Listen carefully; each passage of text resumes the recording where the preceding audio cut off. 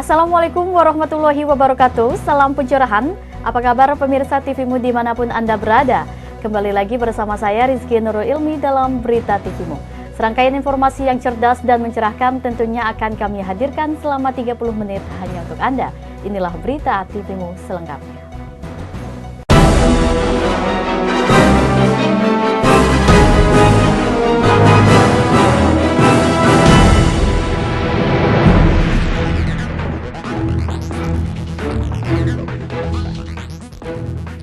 Pemirsa, mengamati proses kontestasi Pilkada serentak yang tinggal hitungan bulan, Ketua MPR RI Zulkifli Hasan menyebutkan setidaknya ada 3 kekuatan koalisi besar yang akan menjadi cikal bakal koalisi pada kontestasi pemilu presiden 2019 mendatang. Hiruk-pikuk Pilkada serentak kian nyaring mewarnai kontestasi politik di tanah air. Berbagai kekuatan politik mulai berangkulan dan meraup kekuatan guna memenangkan kursi nomor 1 di berbagai daerah di tanah air.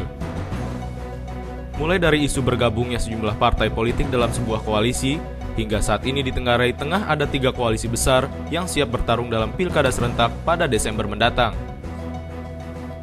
Hal senada disampaikan Ketua MPR RI Zulkifli Hasan yang menganalisa 3 kekuatan koalisi besar yang bertarung dalam Pilkada serentak ke depan akan menjadi benih lahirnya koalisi besar untuk kontestasi demokrasi 5 tahunan, yakni dalam pemilu presiden 2015 mendatang. Dalam pilkada ini saya kira nampak ya, walaupun masih terlalu dini, tetapi saya menilai ya ada 3 grup koalisi besar dalam pilkada ini. Apakah ini nanti akan bibit-bibit benih-benih untuk menjadi koalisi besar pada 2019 mendatang, walau alam.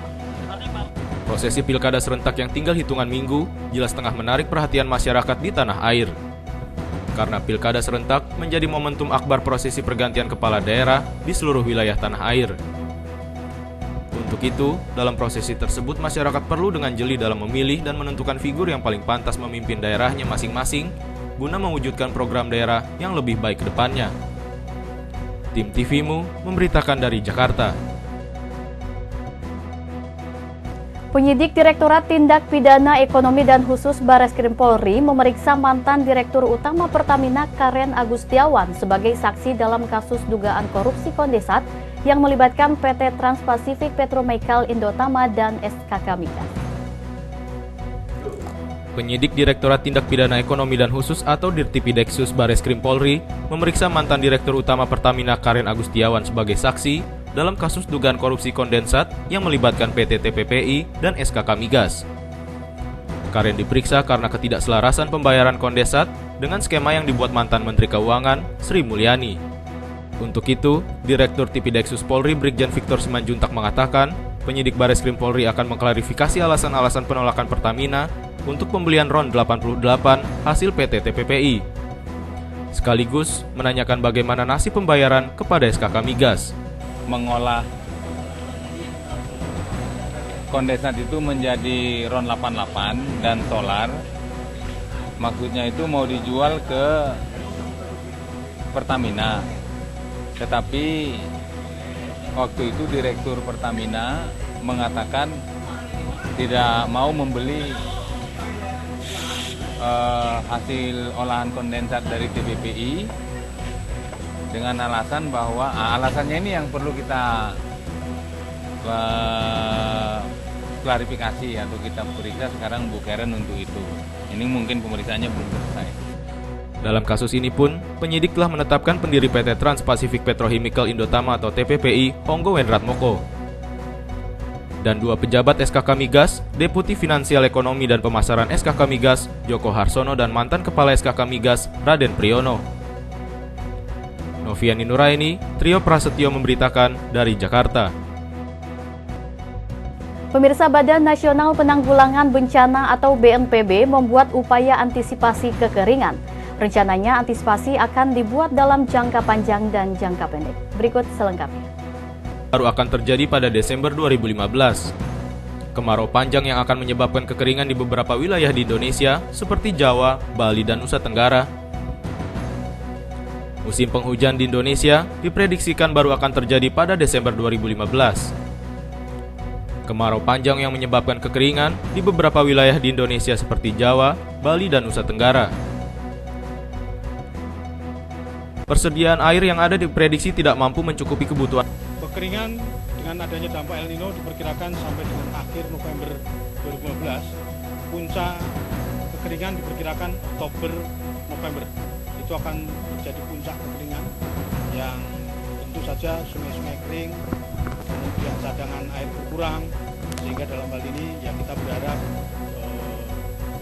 distribusi air bisa ditingkatkan, bisa melayani kepada masyarakat, dan tentu dalam hal ini kita menghimbau kepada para petani untuk betul-betul cermat dalam melakukan penanaman dengan menanyakan kepada BMKG setempat atau petugas penyuluh pertanian yang ada di wilayahnya, agar jangan sampai mereka melakukan penanaman akhirnya tanaman tersebut mati.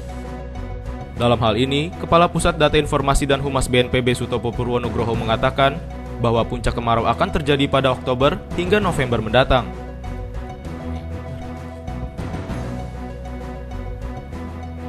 BNPB telah mengalokasikan dana siap pakai sebesar 75 miliar rupiah untuk pengadaan tangki-tangki air dan perbaikan pipa-pipa dalam jangka pendek di 12 provinsi sebagai langkah awal. Pemirsa, mahalnya harga perlengkapan sekolah di Jackbook and Edufair 2015 membuat Ketua Panitia Tatang Sundesya siap menindak tegas peserta pameran yang menjual harga lebih mahal daripada harga pasar. Berikut selengkapnya.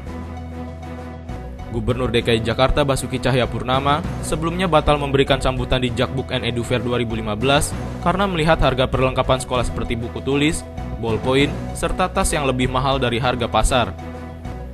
Menanggapi hal tersebut, Ketua Panitia Jackbook and Edufair 2015 Tatang Sundesya melihat kritikan Gubernur DKI sebagai masukan yang positif bagi perbaikan pelaksanaan Jackbook and Edufair. Gubernur itu kami melihatnya sebagai hal yang positif ya.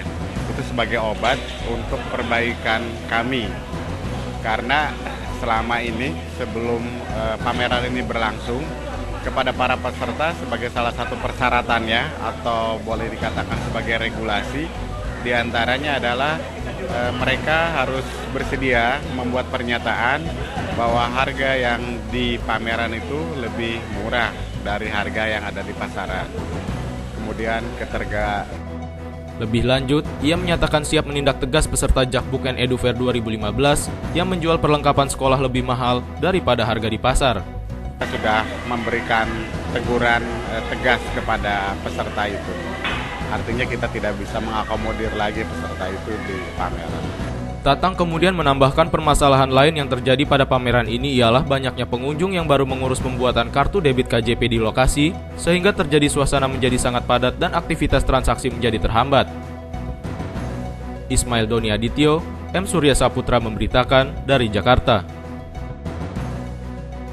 Pemirsa, mahalnya harga perlengkapan sekolah di Jackbook and Edufair 2015 tidak hanya membuat marah Gubernur DKI Jakarta Basuki Cahayapurnama, tetapi juga membuat kecewa pengunjung yang datang. Pasalnya harga yang ditawarkan jauh lebih mahal, dan berikut tanggapan dari para pengunjung yang datang ke Jackbook dan Edufair 2015. Stabil sama harga di luar sama.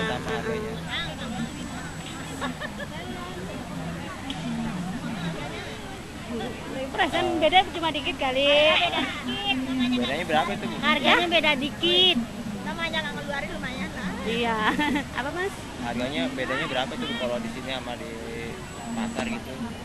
Sini 150.000. Tapi tadi ibu cek di Atrium harga tas yang di sini 300.000. Bedanya kan memang jauh.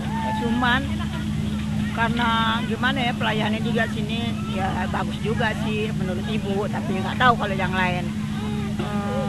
Cuman harganya tuh kenapa jauh berbeda antara dia dan toko gitu maksudnya. Jadi mahalannya mana?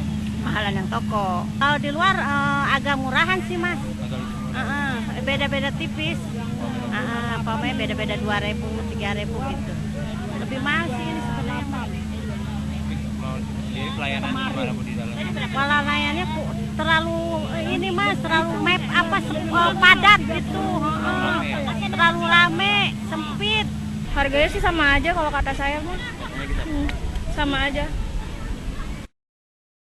Ismail Doni Adityo, M. Surya Saputra memberitakan dari Jakarta. Pemirsa jangan kemana-mana, Berita TVmu akan segera kembali sesaat lagi.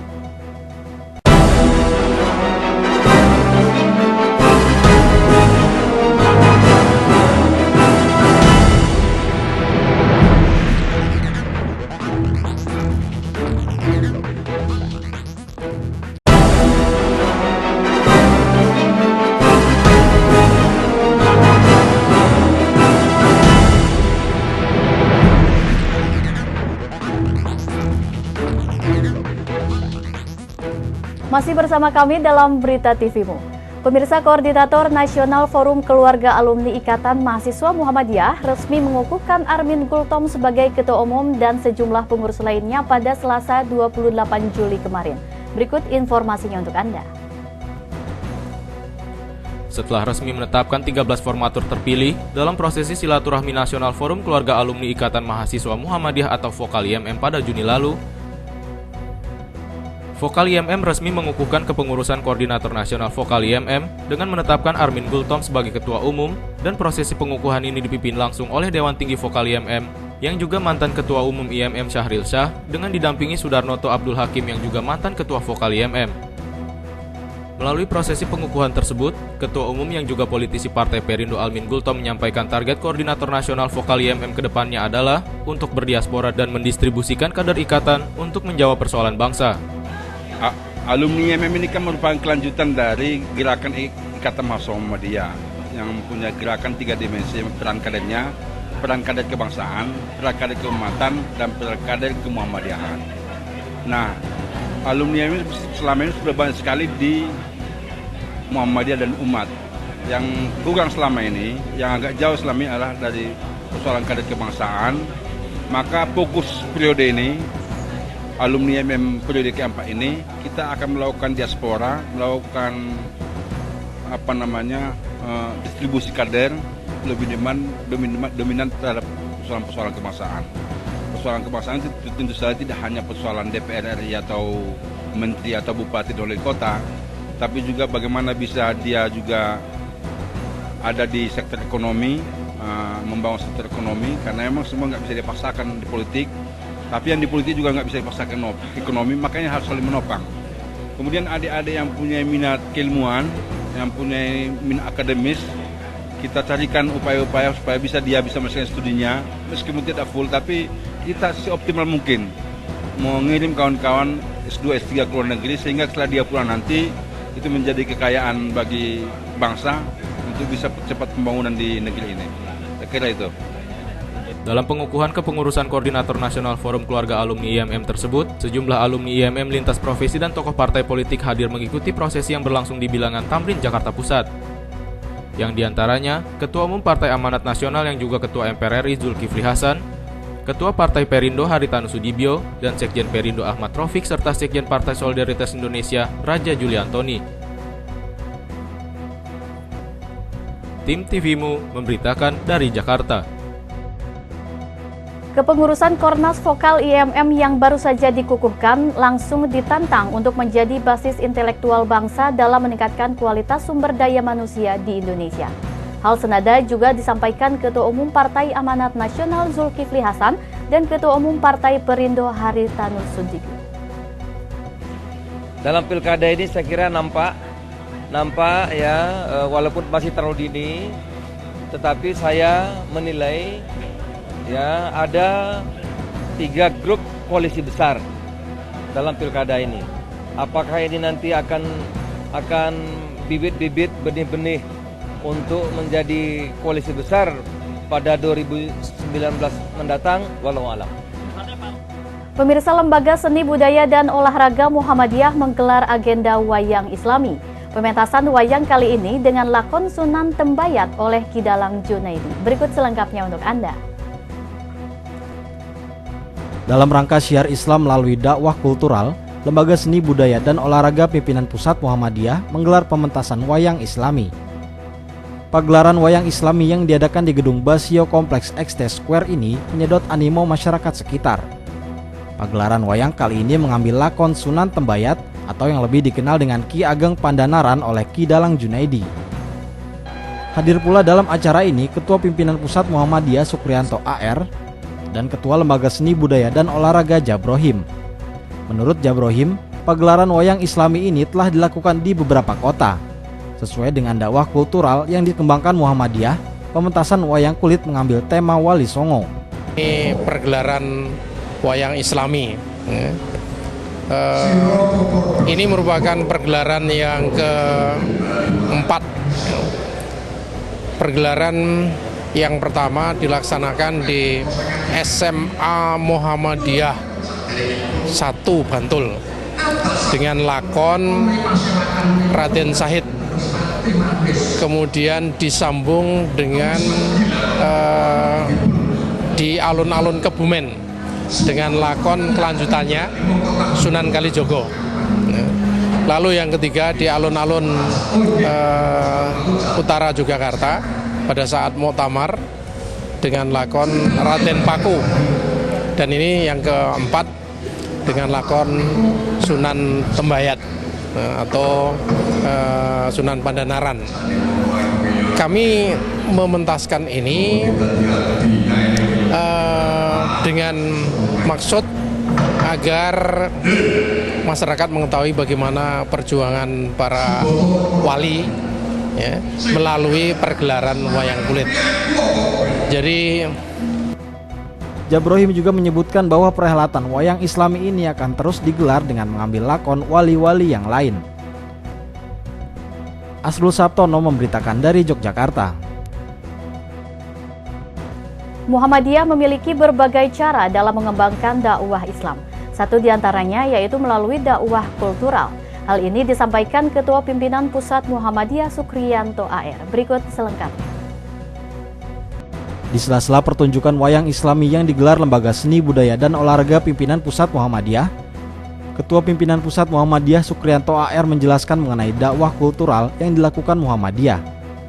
Pertunjukan wayang yang digelar di XT Square ini mengambil lakon Sunan Tembayat oleh Ki Dalang Junaidi. Muhammadiyah itu ingin mengembangkan dakwah dengan dakwah kultural. Sebenarnya di Indonesia ini tidak ada dakwah yang tidak kultural. Karena misalnya di Sumatera Barat kita berdakwah pakai bahasa Indonesia, tidak pakai bahasa Arab ya. Kemudian di Makassar juga mungkin pakai bahasa Makassar, di Jawa juga pakai bahasa Jawa. Di samping itu kita juga menggunakan seni. Nah, seni itu tergantung bagaimana atau siapa yang menggunakan. Seni untuk gila-gilaan juga bisa, misalnya band itu kita atau apa itu. Tapi untuk mendidik masyarakat juga bisa. Jadi kita ingin dengan dakwah kultural itu kita ingin menyampaikan pesan-pesan Islam kepada masyarakat, mendidik masyarakat dengan menampilkan karakter-karakter Islam, karakter tentang kejujuran, tentang keadilan, tentang etos kerja, tentang disiplin waktu dan sebagainya. Nah, insya Allah kalau kita bersemangat itu kita bisa melakukan itu. Bisa lewat nyanyian, bisa lewat tulisan, bisa lewat sastra, bisa lewat novel, bisa lewat film, bisa lewat itu semua bisa kita lakukan. Nah, cuma memang kita harus kreatif tentang semuanya itu. Ini yang dibutuhkan untuk dai-dai yang bergerak di bidang dakwah kultural. Yang kedua harus memiliki pengetahuan tentang Islam secara benar, ya, supaya kemudian seni itu tidak membelok menyimpang untuk mengikuti hawa nafsu saja, tapi seni diarahkan untuk menjadi orang yang beribadah, sehingga beribadah membangkitkan kesadaran Islam, kesadaran kemasyarakatan, kesadaran sosial, kesadaran ilmu dan sebagainya, itu lewat seni. Saya kira itu dengan dakwah kultural seperti itu. Asrul Sabtono memberitakan dari Yogyakarta. Pemirsa, dalam pengajian Syawal dan pelepasan jamaah haji Aisyah Gunung Kidul, Ketua Umum Pimpinan Pusat Muhammadiyah Din Samsudin menyampaikan beberapa hal mengenai arti dari Syawal. Pimpinan Daerah Muhammadiyah Gunung Kidul menggelar syawalan sekaligus pelepasan jamaah haji kelompok bimbingan ibadah haji Gunung Kidul. Hadir dalam acara ini diantaranya Din Syamsuddin Ketua Umum Pimpinan Pusat Muhammadiyah, Bupati Gunung Kidul Badingah, serta Imawan Wahyudi selaku Wakil Bupati Gunung Kidul. Acara yang bertempat di Bangsal Suwoko Projo Wonosari ini juga dihadiri oleh ribuan masyarakat Gunung Kidul. Dan tidak sedikit yang justru hari pertama Syawal nilai-nilai Ramadannya sudah rontok, nilai-nilai Ramadannya sudah runtuh. Begitu melihat makanan yang lezat langsung tidak tahan diri. Begitu asyik masuk untuk bersilaturahim, berziarah ke sana kemari, lupa sholat zuhur, lupa sholat asar. Ini orang yang terjatuh ke titik nadir, asfala safilin. Nilai-nilai Ramadannya tidak berarti apa-apa. Syawal itu pengembangan kita pertahankan. Kalau Ramadan terakhir ini, kalau kita ukur, kalau anak tangga ketakwaan tertinggi itu anak tangga ke-10, kira-kira kemarin kita sampai anak tangga ke berapa ya? Ke-7, ke-5, ya bisa kita mengukur diri sendiri. Katakan anak tangga ke-5, kita pertahankan pada 11 bulan yang akan datang, Syawal, pengembangan. Begitu Ramadan yang akan datang 1437 Hijriah, insya Allah kita ditakdirkan masih berada di dunia ini, kita naik karena tangga selanjutnya ke-6, ke-7. Itu namanya jalan mendaki. Itu la'allakum tattaqun, agar kamu terus-menerus berada pada jalur pendakian ketakwaan itu. Oleh karena itu pesan dari Syawalan ini mari kita tingkatkan, dan tentu dengan Idul Fitri ini kita saling bersilaturahim sesama umat Islam. Jadi sebelum saya akhiri, saya ingin masukkan satu poin. Ibu, bapak, hadirin hadirat, sekarang ini banyak sekali ujian dan cobaan pada kita umat Islam.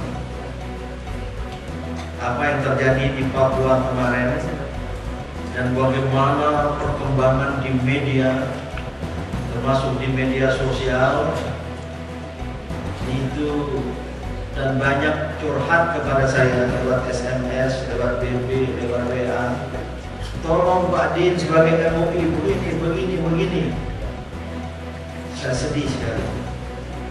Ringkas cerita, ini menunjukkan kita umat Islam di negeri yang mayoritas penduduknya beragama Islam ini justru menjadi korban, justru menjadi sasaran, justru menjadi objek, dan kita tidak lebih bagaikan buih yang diombang-ambingkan oleh air bah. Uthaun ka utha'is sayri, sebagaimana dalam hadis tadi itu. Tetapi saya kemudian merenung, ini lantaran kita umat Islam ini lebih tampil dengan kemayoritasan, kebesaran dalam jumlah dan bilangan saja.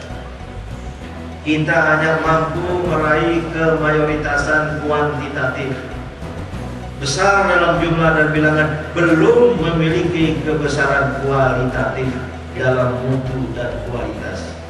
Ini yang harus kita ubah. Ini yang harus kita ubah.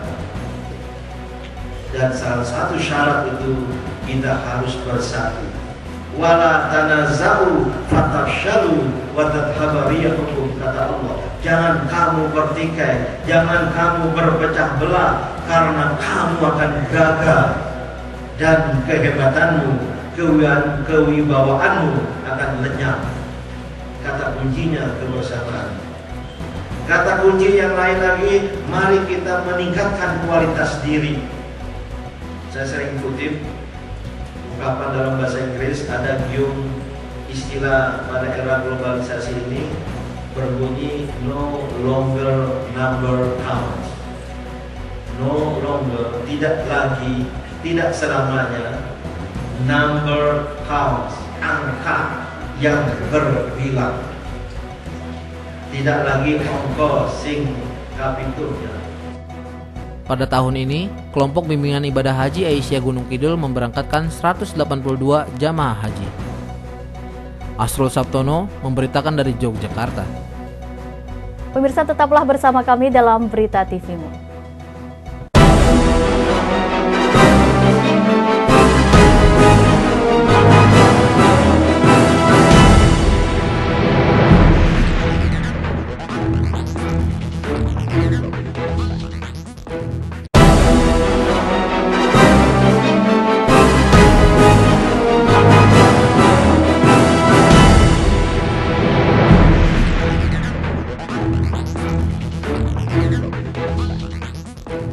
Pemirsa, terima kasih masih bersama kami dalam Berita TVmu. Terkait insiden Tolikara, Ketua Umum Pimpinan Pusat Muhammadiyah Din Samsudin menyampaikan bahwa umat Islam menjadi korban di negeri yang penduduknya mayoritas Muslim. Karena itu, kebersamaan dan kualitas diri menjadi kunci umat Islam untuk kedepannya. Berikut selengkapnya. Insiden Tolikara membuat resah Ketua Umum Pimpinan Pusat Muhammadiyah Din Samsudin. Umat Islam di negeri yang mayoritas Muslim malah menjadi korban dan sasaran. Hal ini disampaikan di sela-sela Syawalan dan pelepasan jamaah haji KBIH Gunung Kidul yang bertempat di Pendopo Swoko Projo Wonosari. Muhammadiyah, Nahdlatul Ulama, apalagi yang ada di sini, LDII, MTA, silakan semuanya yang berakidah Islamiyah ini harus bersatu.